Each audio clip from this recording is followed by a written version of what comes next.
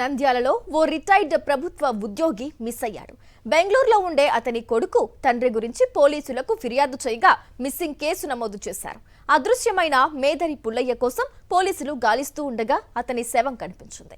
Missing case murder కేసుగా మారింది. హంతకులు పోలీసులను ఏమార్చడానికి చాలా ప్రయత్నాలు చేశారు. ఎట్టకేలకు పోలీసుల చేతికి చిక్కి జైలు ఊచలు లెక్క పెట్టుకుంటున్నారు. ఇంతకు ఈ హత్య ఎందుకు జరిగింది? Watch the story.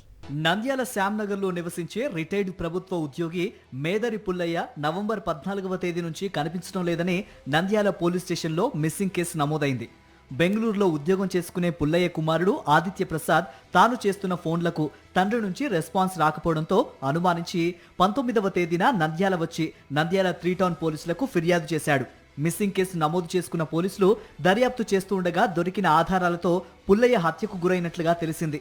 పుల్లయ్య హత్య నంద్యాలలో కలకలం రేపింది. మేదరి పుల్లయ్య తన ఇంటిని అమ్మే విషయంలో ధనుంజయ్తో పరిచయమైంది. ఇల్లు అమ్మకం పూర్తయింది. కమిషన్ విషయంలో పుల్లయ్య ధనుంజయ్ మధ్య వివాదం మొదలైంది.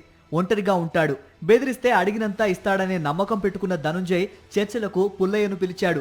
ఇద్దరి మధ్య సయోధ్య కుదరకపోవడంతో పుల్లయ్యను కొట్టి గొంతు నులిమి హత్య చేసిన ధనుంజయ్ శవాన్ని కుందు నదిలో పడేశాడు.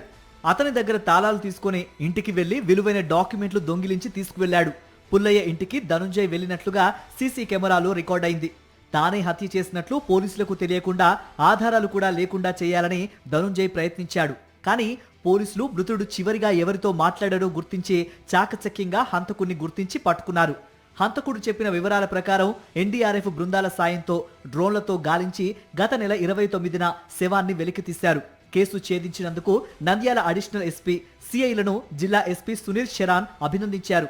That this person is staying by himself, and since some money was also pending from the sale of one house, so that is why they have taken this person in a vehicle, and while asking for money they fought, and they have strangulated and beaten and killed this person.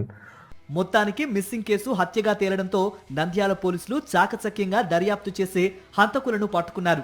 మేదరి Pullaiah హత్యలో మొత్తం 4 పాత్ర ఉన్నట్లు గుర్తించి అందరినీ arrest చేశారు.